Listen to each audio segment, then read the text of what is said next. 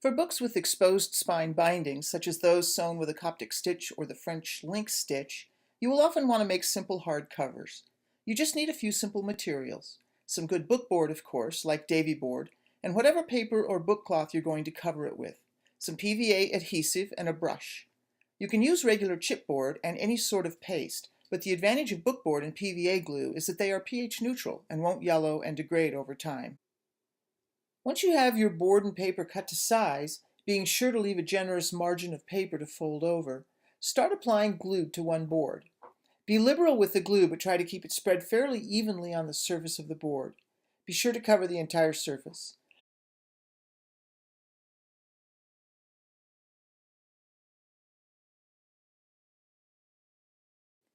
Once you have the glue applied, carefully place it on the wrong side of your paper or book cloth.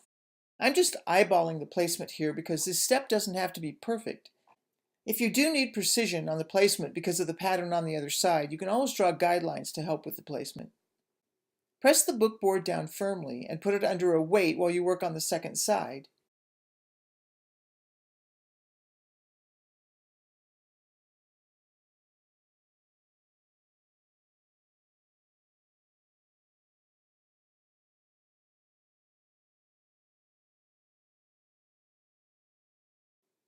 When you're pressing the bookboard down onto the paper, you can also roll over it with a brayer to ensure that it is firmly and evenly stuck down.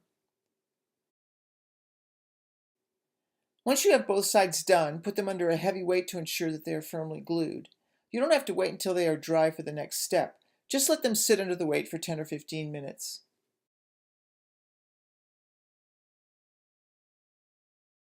The next step is to miter the corners so you can fold the edges in on each side without gathering too much bulk in the corners.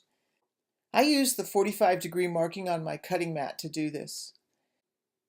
Again, you can probably eyeball this step if you don't have a cutting mat with this measurement on it. But try to be as accurate as you can so you aren't folding paper over on top of paper, or even worse, leaving a big gap where the bookboard is exposed. When you trim the corners, don't trim right up to the corner of the board. Cut about 1/4 of an inch away. This gives you a little extra in the corners that you can fold over on the corner of the board, making sure you get all of the bookboard covered. You don't want the bookboard poking out through the corners. Once all the corners are trimmed, I like to pre-fold the flaps over the bookboard, particularly if I'm using a stiff paper.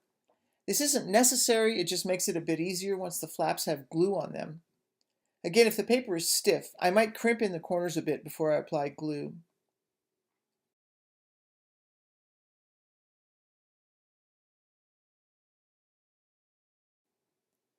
For the glue application, I usually use a piece of scrap paper to glue on. This gives me the opportunity to really cover the entire flap with glue without having to be too careful. When applying the glue, brush from the bookboard out rather than the other direction.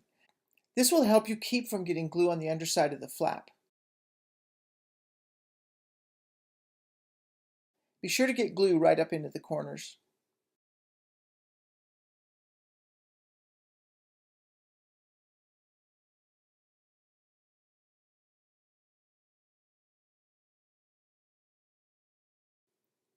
Once you have good glue coverage, fold the flaps over and press the pieces together.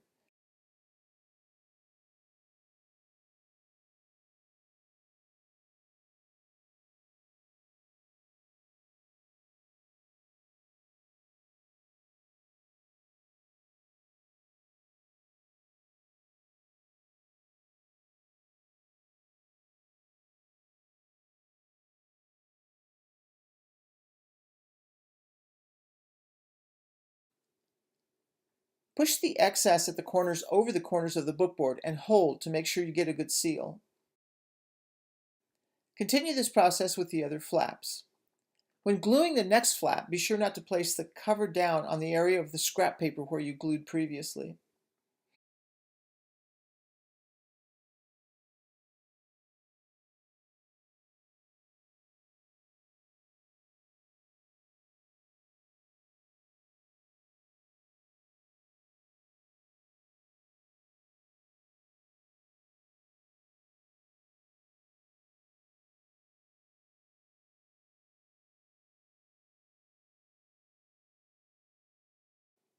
Whenever I'm gluing, I always keep a wet paper towel nearby to wipe any excess glue off my fingers. This keeps things from getting too messy and sticky. Again, pay special attention to the corners, making sure they are evenly and smoothly covered.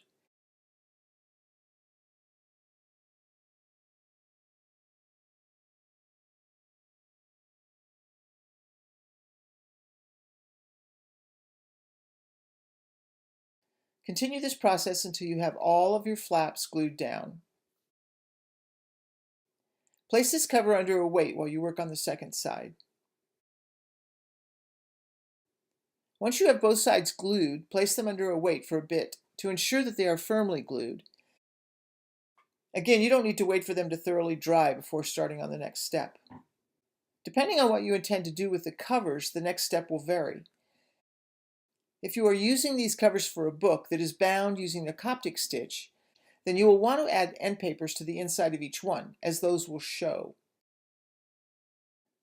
If you are using these as a simple glued-on cover for a book bound with the French link stitch, then you don't need to add end papers since the covers will be glued directly to the first and last page of the book block.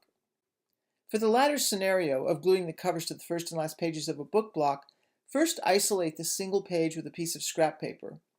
Apply glue to the page evenly, being careful not to drag your brush down onto the spine.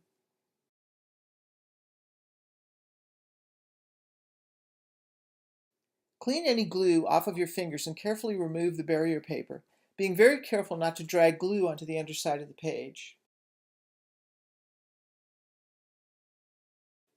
Place a clean sheet of paper under that page and then place the cover on the glued page, being careful of the alignment. If you've done your math right, you should be able to line up the spine edges, leaving a 1/4 inch or less overlap on each of the other 3 sides. Press down to achieve a firm seal.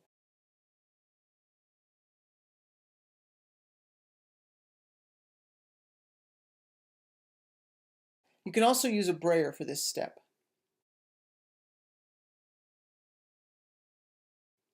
Remove the barrier paper, replace it with a piece of waxed paper, and repeat the process on the other side.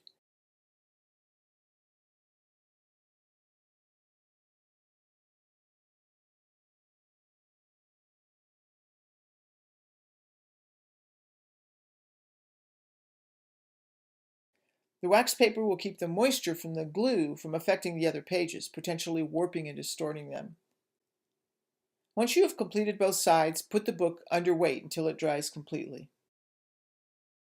You'll find videos showing how to create the Coptic stitch and French link stitch bindings, as well as other binding techniques, at handmadebooksandjournals.com.